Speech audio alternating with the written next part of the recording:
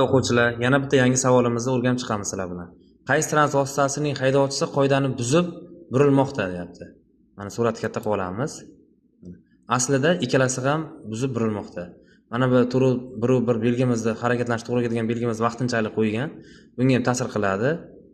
Va mana bu mototsiklimizni haydovchisi o'ngga burilishga chirog'ini yoqqan. Aslida bunga o'ngga burish ruxsat etmaydi. Lekin sizlarni chalg'itgan narsa mana bu yerda gilamli svetofor bilan qo'shimcha seksiyadagi svetoforimiz yongan. Sizlar o'ngga ruxsat beryapsizlar mototsiklga. Mana bu yerda belgimiz ham o'ngga ruxsat berish taqiqlaydi.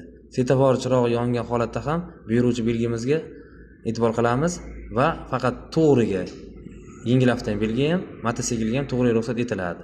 Shu tufayli ikkisi ham buzmoqda deyapti. Ikkala avtomobil haydovchisi ham harakatlanish qonun qoidalarini buzdi. Sog' bo'linglar.